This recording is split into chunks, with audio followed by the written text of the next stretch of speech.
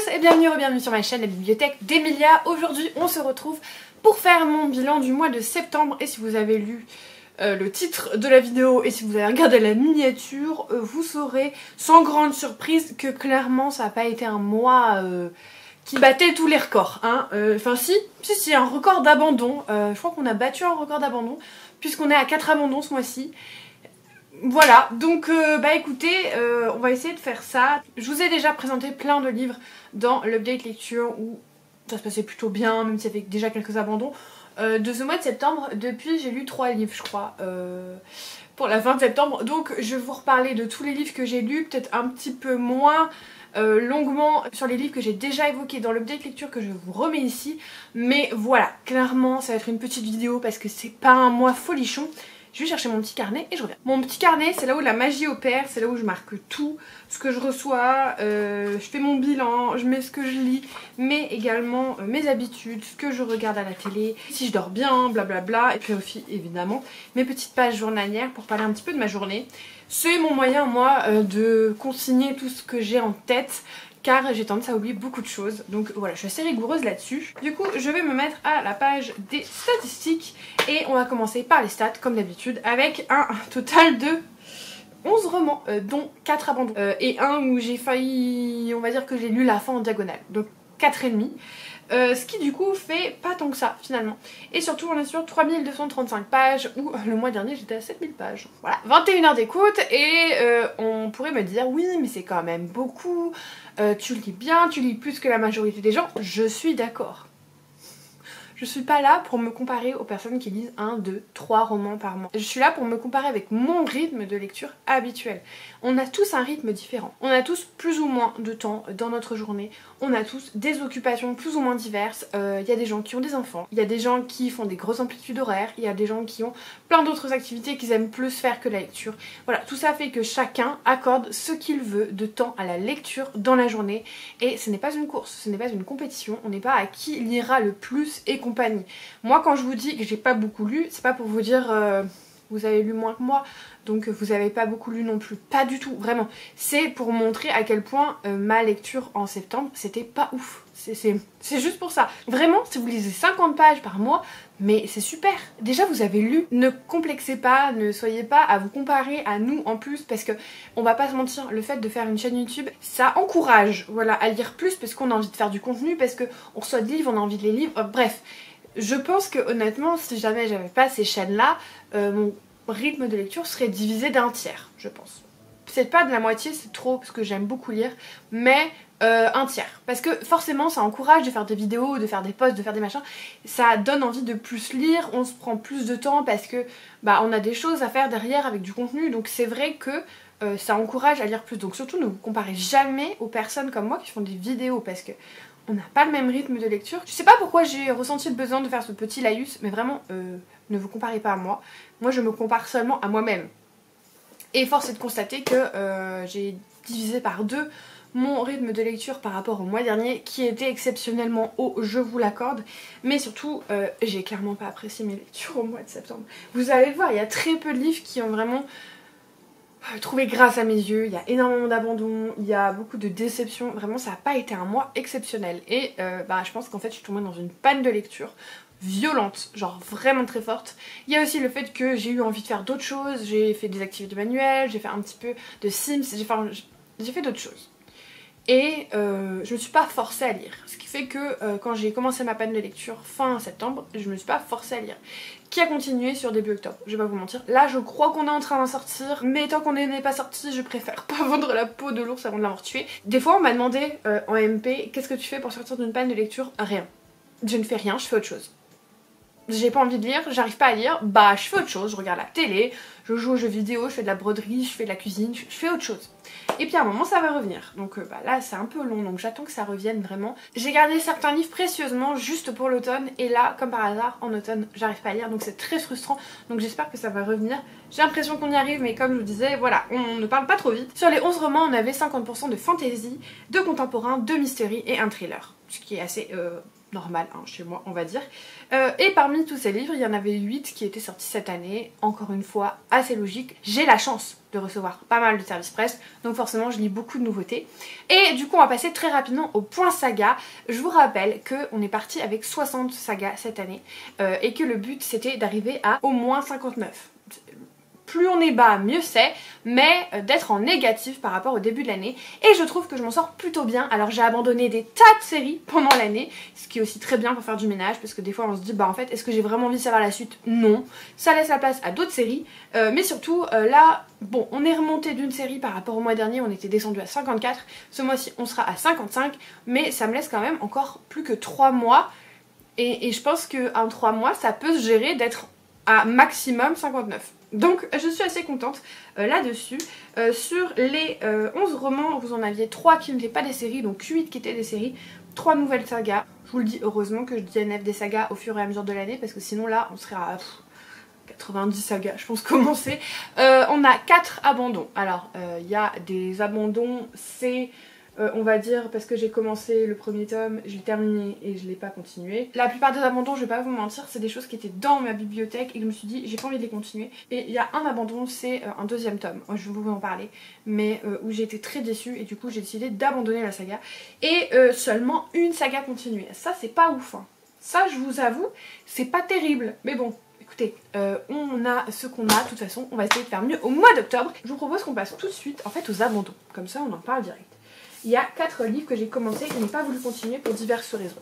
Il s'agit de ces 4 livres. Vous avez Le Manoir de Lexage, La Tisseuse de Mélodie, La Bibliothèque des Ombres et Demigods Academy. Il y en a... Enfin, c'est 4 services presse. Voilà. Non, celui-ci c'est mon chéri qui me l'avait acheté, mais j'avais reçu la suite en service presse. Voilà, ça arrive. Hein. Moi je suis complètement honnête et transparente avec vous. Quand j'aime pas un livre, j'aime pas un livre. L'idée n'est pas non plus de cracher sur la maison d'édition ou sur l'auteur ou sur machin, parce que bah voilà ça se fait pas, mais je suis honnête avec vous. Donc le premier que j'ai abandonné c'était Demigods Academy, le tome 3. J'avais beaucoup aimé, ah bah non en fait il y a deux sagas que j'ai arrêtées en cours, voilà, que j'ai décidé d'arrêter suite à une lecture. J'avais bien aimé les 2 premiers, je sentais que dans le 3e on commençait à arriver sur un peu du smut et ça me gonflait sévère, puisque je pensais qu'on était sur une petite série jeunesse tranquillou. Pas du tout, déjà de toute façon derrière ils nous disent qu'il y a des scènes explicites. Et je vous confirme que dans les 50 premières pages j'ai déjà vu des scènes explicites. Et j'en ai marre des scènes explicites. Stop, ça suffit, mettez-nous autre chose, mettez-nous des choses sans fesses, il y en a marre. En fait, il y en a partout. J'ai l'impression que on peut plus ouvrir un livre sans qu'il y en ait. Et quand je vois Hachette Roman qui fait ça, je suis là genre non mais stop quoi, stop. Bref, je vous en ai parlé dans l'update lecture, donc je retournerai pas trop longtemps sur ce livre, mais hyper déçue et ça m'a saoulée, ça m'a gavée. Je me suis dit ok, si ça part comme ça, je ne veux pas lire la suite. En plus il y a 12 tomes, c'est pour me partir 12 tomes de fesses, non merci. Donc saga DNF. J'ai commencé La Bibliothèque des Ombres de Rachel Moore, qui était censée me plaire, puisqu'on est quand même dans une académie hantée, avec une jeune fille qui ne croit pas en fantômes et qui décide de en fait s'y inscrire parce que son père y avait étudié. Et elle va faire la connaissance d'un fantôme qui s'appelle Mathéo, qui est lui. Et alors il est magnifique, hein. Franchement, il est beau ce livre, hein. Mais je me suis ennuyée. Je crois que j'ai lu 150 pages. Et il y a des mots, il y a des tournures de phrases, désolée pour les gros mots, mais ce putain de machin. Et j'étais là genre, non, non, surtout qu'en plus l'héroïne elle a pas du tout, voilà, le bagou pour dire ce genre de truc. Et en fait j'étais là genre, oh voilà, j'ai pas du tout eu ce à quoi je m'attendais. Vraiment, je trouvais que la plume était pas ouf. Je vais pas vous mentir, je trouvais que la plume était vraiment pas terrible. C'était très pauvre, c'était pas du tout quelque chose qui me convenait. C'est dommage hein, parce que vraiment il est très très beau. En plus on me l'a envoyé en relié alors que normalement ils envoient les brochés. Donc j'étais un peu déçue, mais vraiment pas du tout convaincue. Là ce qui m'a vraiment fendu le cœur, c'est d'avoir abandonné La Tisseuse de Mélodie, qui est également lui aussi hein, d'une magnificence, une qualité de papier et tout, il est magnifique ce livre. Et en plus Sarah, c'est quelqu'un que je suis sur les réseaux sociaux et que je trouve hyper chouette, hyper sympa. J'avais trop envie d'aimer ce livre qui se base sur la magie de la musique, qui va vraiment explorer chaque chaque note et chaque gamme qui est représentée par un dieu, et selon la note vous avez des pouvoirs différents. Nous on suit une tisseuse de mélodie qui donc voit le futur, et ça avait l'air hyper intriguant, hyper palpitant, mais j'ai pas accroché du tout avec sa plume et je suis tellement désolée et je suis tellement triste, mais c'était trop descriptif à mon goût. Je pense que si vous avez aimé la passeuse de mots, vous pourrez vous y retrouver, parce que je retrouve des similitudes. Or vous vous rappelez que la passeuse de mots, j'avais DNF sévère, parce que trop pompeux à mon goût, trop de métaphores et de tournures de phrases inutiles, et là je m'y suis un petit peu retrouvée là-dedans, et donc j'ai arrêté. Voilà, je suis vraiment hyper déçue, et je vous encourage à découvrir par vous-même, parce que je pense que c'est vraiment une question de plumes et que chacun est sensible différemment aux plumes en fait. Donc vraiment testez, donnez une chance à Sarah, mais avec moi ça l'a pas fait. Et enfin le manoir de l'Exage de Linda Clipstone chez Hugo Stardust. Je crois que j'ai lu 50 pages et j'ai soufflé fort. J'ai soufflé fort pendant ces 50 pages, j'ai trouvé ça vraiment médiocre, et j'ai même pas envie de vous en parler plus. Voilà. Donc on va passer à ce que j'ai aimé. Je vais vite repasser sur ce que je vous ai déjà chroniqué, à savoir tac. Je pense que c'est ça dont je vous ai déjà parlé. Je vous ai déjà parlé de cette BD Respire Charlie qui parle de l'anxiété, que j'ai trouvé très belle. Déjà les graphismes étaient très beaux. Voilà, sur des tons pastels, bleu et rose, je l'ai trouvé magnifique, et je trouvais que c'était hyper bien représenté, et que ça c'est à mettre dans les bras et dans les mains en fait des jeunes gens. Moi je suis trop vieille pour vraiment avoir comment dire, un ressenti énorme avec ce livre, enfin avec cet ouvrage graphique, mais je pense que pour les jeunes de 13-14 ans, ça ce serait super chouette, et je vais voir si je peux pas le donner justement à une copine à moi qui a une fille de 12 ans je crois, et je pense que ça pourrait être super chouette pour elle. Voilà, donc ça je vous le recommande, même si je ne suis pas le public cible. Les détectives du Yorkshire, et évidemment le tome 9, en attendant le dernier tome qui va sortir en octobre. Écoutez en audio encore avec la voix française de Bridget Jones, c'est un régal. On a atteint un point culminant avec nos personnages qui est génial. J'adore l'évolution de la ville, des personnages, j'adore l'enquête, c'est trop chouette, et je passe toujours un très bon moment. Bon, je vais vite, mais je vous en ai déjà parlé. Et la découverte de ce mois-ci, je crois que c'est la meilleure lecture d'ailleurs de ce mois-ci. Je sais pas. C'est La mort de la tante Dimitri de Nancy Atherton. C'est une très longue série qui compte déjà 23 tomes je crois, donc sachez dans quoi vous vous embarquez, avec cette jeune fille qui découvre que l'héroïne de ces histoires un peu fantasques finalement existait. Elle lui a légué sa maison, et surtout lui a donné pour mission de recréer un recueil avec toutes ces histoires. Elle va sur place se guérir elle-même, elle va guérir d'autres personnes, elle va rencontrer des choses un petit peu surnaturelles, puisque la tante Dimitri n'a peut-être pas complètement disparu, du moins son existence fantomatique n'a peut-être pas disparu, et c'était trop chouette. J'ai adoré, c'était un bonbon, c'était tellement cosy. Ça c'est à lire en octobre. Le deuxième tome sort en octobre aussi, donc vraiment ça à lire en octobre, c'était trop chouette. Je passe un hyper bon moment. Ah, je vous ai peut-être déjà parlé de ça aussi. C'est La bénie de Césarée de Liz Chrysler, publié chez Girlstream, que j'ai lu en lecture commune avec Aurélie, ma copine de la chaîne Livromancienne, qui était hyper chouette. Oui, je vous en ai parlé, ça y est, ça me revient. Où j'expliquais qu'on avait trois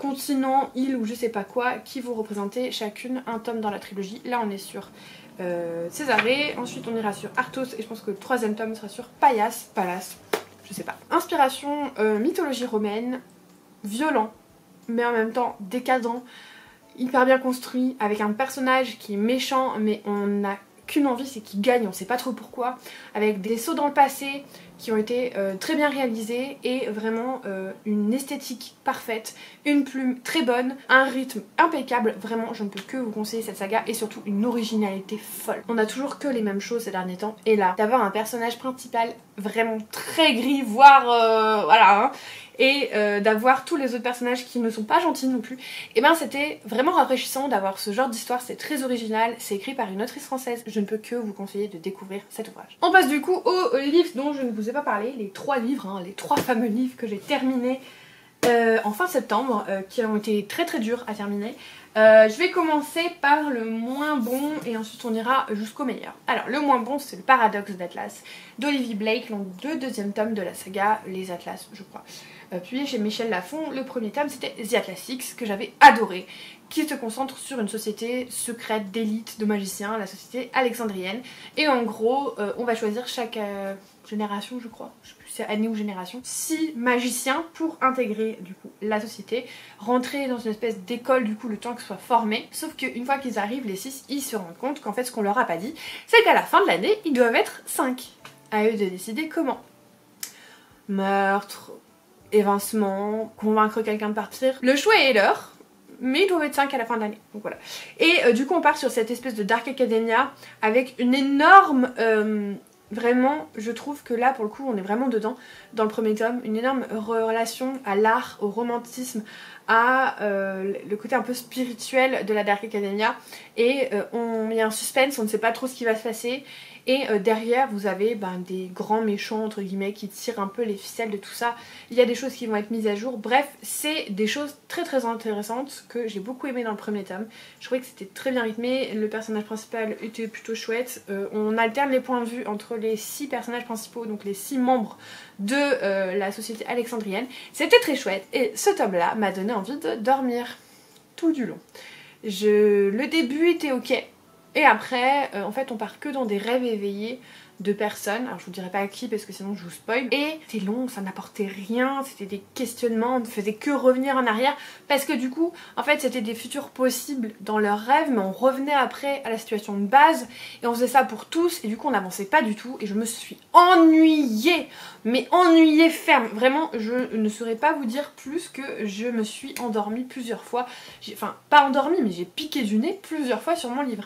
Et du coup, j'ai décidé tout simplement que je ne donnerai pas plus de mon temps à cette saga parce que si le deuxième tome est pas ouf, qu'est-ce que je vais penser du troisième tome? Parce qu'en général, ça pêche un peu parce qu'il faut conclure l'intrigue et ça va pas... Enfin, c'est pas hyper bien fait en général. Donc j'ai décidé que je m'arrêtais là et que j'arrêtais la saga. Là où mon cœur s'est littéralement brisé, c'est que j'ai fait une apologie de la bibliothèque de minuit de Matt Haig. J'ai adoré ce roman, je l'ai trouvé génial, il m'a touchée, il m'a procuré plein d'émotions. Et quand j'ai vu que Nami sortait, Nami en plus, un nouveau roman de Matt Haig, je me suis empressée de leur dire est-ce que je pourrais avoir un petit exemplaire s'il vous plaît? Ils me l'ont évidemment envoyé et... c'était pas ouf. C'était pas top. Et je vous dis, mon cœur s'est brisé en 1000 morceaux, puisque j'ai lu donc Une vie impossible.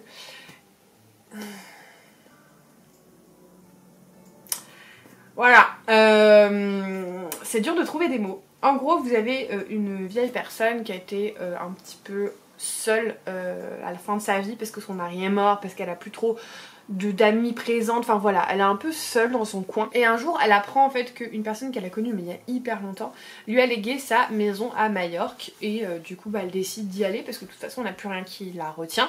Son fils est mort dans un accident il y a de nombreuses années. Et du coup elle se dit allez go j'y vais. Et en fait sur place elle va se rendre compte qu'il y a des choses un peu mystérieuses, qu'il y aurait une espèce d'entité sur l'île qui pourrait vous donner à la fois des pouvoirs mais aussi voilà, des capacités un peu spéciales et qui seraient dangereuses mais gentilles en même temps. Enfin vraiment un truc très mystérieux sur cette île avec une entité. Voilà, c'est vraiment cette entité. Et en fait là on est clairement dans un premier contact avec les aliens. C'est pas vraiment des aliens mais voilà des entités venues d'autres planètes, d'autres univers ou dimensions parallèles ou je ne sais quoi. Et on va vraiment être sur cette thématique qui déjà de base, je ne le savais pas hein, en commençant, je ne l'avais pas compris, mais qui déjà de base, c'est pas trop mon délire. Et en plus, je me suis attachée ni à l'histoire ni au personnage, genre vraiment. Ça m'a rien procuré, je me suis ennuyée tout du long, j'avais presque pas envie de savoir la fin et... oh là là, la déception, si vous saviez. Déjà, je n'ai jamais eu de déception avec des Nami. J'ai eu des livres que j'ai un peu moins aimés, mais j'ai jamais eu de déception. Alors là, le combo déception Nami plus Matt Haig, autant vous dire que mon cœur a saigné très fort. Voilà. J'ai été hyper triste et je m'en remets toujours pas. J'ai pas accroché, j'ai pas réussi et j'espère que son prochain roman me touchera plus. On m'a dit qu'il était génial, une personne qui était chez Nami l'année dernière, qui du coup l'a déjà lu vu qu'il sort en octobre ou en novembre. quelque chose comme ça. J'espère que le prochain sera vraiment très chouette parce que là, vraiment, si vous saviez la déception, mais la déception. Bref, on va terminer quand même sur une très bonne note.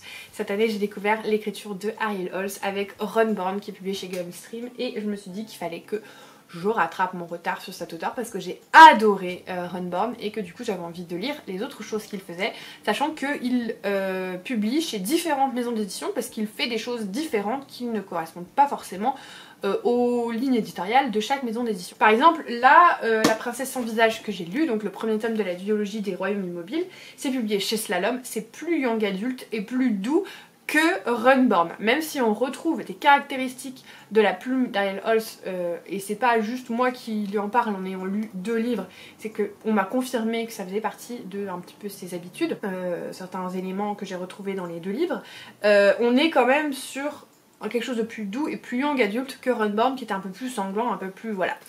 La princesse sans visage, c'est l'histoire d'Ivali, de Mistfall, qui en gros est l'héritière du trône d'automne. Son père a fait une guerre contre la reine du trône de l'été, je ne sais plus le nom du...